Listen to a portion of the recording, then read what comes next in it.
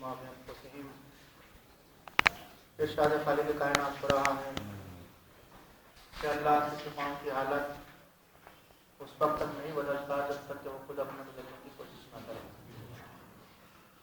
عزیزان محترم، اللہ چاہتا یہ ہے کہ انسان اس مقام تک پہنچ جائے، اس منزل تک پہنچ جائے جس منزل کے لیے اس کو پیدا کیا گیا۔ اب ہر انسان آزاد ہے، چاہے اس منزل تک پہنچے یا نہ پہنچے۔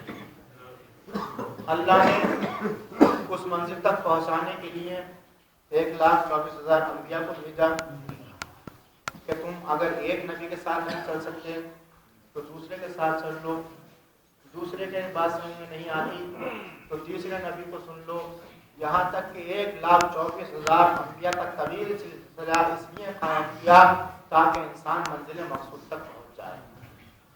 یہ سلسلہ تو سب کے لیے عام، لیکن خصوصی سلسلہ کہ جو ہمارے لیے ہے وہ ہے ائمہ علیہ السلام کا، کہ انبیاء کے بعد اس نے ہماری رہنمائی کے لیے، ہماری ہدایت کے لیے ائمہ علیہ السلام جن کی تعداد 12 ہے ان کا انتخاب کیا۔ اب آپ خود سوچیں کہ ہمارے کتنے رہنما ہو گئے، ہمارے رہنما کتنے ہو گئے؟ 1,24,000 انبیاء وہ پلس 12، اور ان کی شکایت تو دور ہے۔ کیوں؟ اس لیے کہ ان کا کوئی ایسا سلسلہ آگے چلا ہی نہیں کہ جس کے لیے کہا جائے کہ صاحب وہ بھی ان کی رہنمائی کے لیے تھے۔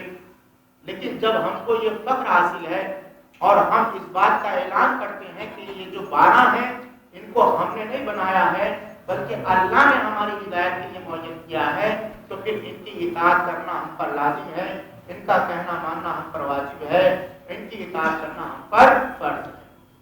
اسی لیے اس نے کہا کہ دیکھو ہم نے ایک امام کو بھیجا، اگر تمہاری بات علی کی سمجھ میں نہیں آ رہی ہے تو امام حسن کی بات سن لینا، امام حسن کی نہیں سمجھ میں آ رہی ہے تو امام حسین کی بات یاد رکھ لینا، امام حسین کی سمجھ میں نہیں آ رہی ہے تو امام زین العابدین، امام باقر، امام جعفر صادق کی سمجھ۔ اب کیسا ہمارا ذہن ہے کہ ہم ہر امام کی بات سن رہے ہیں، لیکن ایک کان سے وہ بات سنی جاتی ہے اور دوسرے کان سے وہ بات ختم کر دی جاتی ہے۔ عزیزان گرامی، چونکہ ہماری ہدایت کا زیادہ انتظام کیا گیا لہذا ہم سے زیادہ باز پرس کی جائے گی، لیکن جس کا جتنا انتظام ہوتا ہے عبادت کا، جس کی جتنی عبادت ہدایت کا انتظام کیا جاتا ہے اتنی زیادہ اس سے باز پرس کی جاتی ہے۔ اللہ ہم سے زیادہ معلوم کرے گا، کیوں؟ اس لیے کہ تمہارے لیے تو ہم نے اتنی بڑی ہدایت کا انتظام کر دیا، کتابیں بھی ہیں، ہادی بھی ہیں، ائمہ بھی ہیں، انبیاء علیہ السلام بھی ہیں، سب کو ہم نے اس لیے بھیجا تاکہ تم صراط مستقیم پر کام کر ہو جاؤ۔ تو عزیزان گرامی، اب آپ یاد رکھیں کہ اگر اللہ نے کسی بات سے ہمیں روکا ہے تو اس میں اس کا کوئی فائدہ نہیں، اگر کسی چیز کا حکم دیا ہے تب اسے کوئی فائدہ نہیں ہونے والا۔ تو جب اس کو کوئی فائدہ یا نقصان نہیں ہونے والا تو پھر کیا وجہ ہے کہ اس نے یہ حکم ہم کو دیے؟ اس کی وجہ یہ ہے کہ چونکہ اس کا فائدہ اور نقصان انسان کو ہونے والا ہے، لہذا انسان کو غور کرنا ہے کہ کون سی بات میرے لیے مفید ہے اور کون سی بات میرے لیے نقصان دہ۔ اگر اللہ نے کسی چیز کو حرام قرار دیا تو اس حرام قرار دینے میں اللہ کا کوئی فائدہ نہیں۔ اللہ نے کہا کہ یہ چیز نہ کھانا، تو اس نہ کھانے سے اس کو کوئی فائدہ نہیں ہوگا کہ اس کے خزانے میں اضافہ ہو جائے گا، یا اللہ نے کہا یہ کام کرنا تو اس سے اس کو کوئی فائدہ نہیں ہونے والا، بلکہ کس کو فائدہ ہوگا؟ خود انسان کو ہوگا۔ اگر انسان گناہ کرے گا تو انسان کو نقصان ہوگا، نہ کیا نقصان کہ انسان جہنم کا ایندھن بن جائے گا۔ اس سے بڑھ کر اور کیا نقصان ہو سکتا ہے انسان کا؟ گناہ انسان کے جانی دشمن، یہ گناہ ہی ہے کہ جس کی وجہ سے انسان جہنم میں جائے گا۔ اگر انسان نے گناہ نہ کیے ہوتے تو پھر انسان جہنم میں جانے کا حقدار نہیں ہو سکتا۔ اللہ نے انسان کو پیدا کیا، اتنا حسین و جمیل مخلوق کو پیدا کیا، اور ایسا انسان کہ جس کو خلق کرنے کے بعد خود خالق کائنات فخر کر رہا ہے، ایسی عظیم مخلوق کو خلق کرنے کے بعد کیا خداوند عالم اس بات کو برداشت کرے گا کہ میں اپنے شاہکار کو جہنم میں ڈال دوں؟ ہر مصور جو تصویر بناتا ہے وہ اس کی حفاظت کرتا ہے کہ اس کے پاس پانی نہ آنے پائے، اس سے قریب آگ نہ آنے پائے، اس کے قریب مٹی یا گرد نہ آنے پائے. کیوں؟ اس لیے کہ میں نے یہ تصویر بنائی. تب آپ کو سوچئے کہ جو دنیاوی مصور ہوتا ہے، تصویر بنانے والا ہوتا ہے، اس کی یہ کوشش ہوتی ہے کہ میری تصویر آگ کے قریب نہ جانے پائے. اس لیے کہ اگر یہ تصویر آگ کے قریب چلی گئی تو یہ تصویر ختم ہو جائے گی. تو عزیزو، جب مجازی خالق، دنیاوی خالق اپنی بنائی ہوئی تصویر کی اتنی حفاظت کرتا ہے تو پھر جو خالق حقیقی ہے وہ اپنی بنائی ہوئی اس مخلوق کو جہنم میں بھیجنا کیسے برداشت کر سکتا ہے؟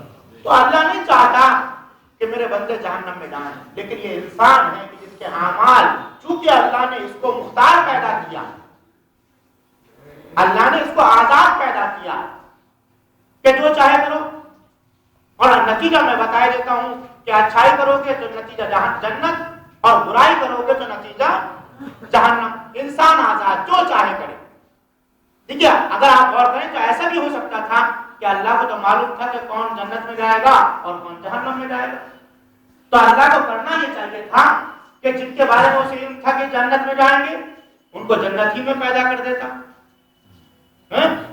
اور جس کے بارے میں یہ معلوم تھا کہ جہنم میں جائیں گے ان کو وہ جہنم میں پیدا کر دیتا. یہ چکر ہی نہ رہتا کہ دنیا میں بھیجا گیا، 60 سال 70 سال 80 سال زندگی گزار رہا ہے اور یہ پوری کائنات کا نظام خلق کیا گیا، حاجیوں کو بھیجا گیا، کتابوں کو نازل کیا گیا، ایک پورا انتظام اس نے کیا. کاہے کے لیے؟ یہ سب کس کے لیے ہے؟ ہمارے لیے تو ہے. تو اتنا جو اتنے اہتمام کیا، بس یہ طریقہ اپنانا چاہیے تھا اس کو. اس کے علم میں ہے کہ کون جنت میں جائے گا اور کون جہنم میں جائے گا.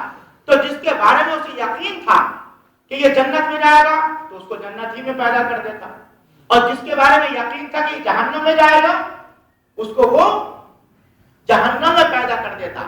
لیکن یاد رکھیں آپ، یہ بالکل ایسے ہی ہے کہ جیسے ایک ٹیچر بچوں کو پڑھا رہا ہے تو اس ٹیچر کو معلوم ہے کہ کون بچہ امتحان میں پاس ہوگا. بہت توجہ، اس ٹیچر کو معلوم ہے کہ کس میں کتنی صلاحیت ہے، معلوم ہے کہ یہ بچہ امتحان میں پاس ہو سکتا ہے اور معلوم ہے کہ یہ بچہ امتحان میں فیل ہو جائے گا. اب آپ مجھے بتائیے کہ جب ٹیچر کو معلوم ہے کہ بچے کی کیا صلاحیت ہے، بچے میں کتنی لیاقت ہے، اور وہ جانتا ہے کہ یہ لڑکا پاس ہونے کے قابل ہے اور یہ لڑکا فیل ہونے کے قابل ہے، اب آپ یہ بتائیں کہ امتحان سب کا ہوتا ہے؟ ٹیچر سے آپ یہ کہیں کہ بھائی آپ کو معلوم ہے کہ یہ لڑکا پاس ہو جائے گا تو آپ اس کا امتحان نہ لیجیے، بلکہ اس کو ایسے ہی آگے بڑھا دیجیے، ایسے ہی اس کا کلاس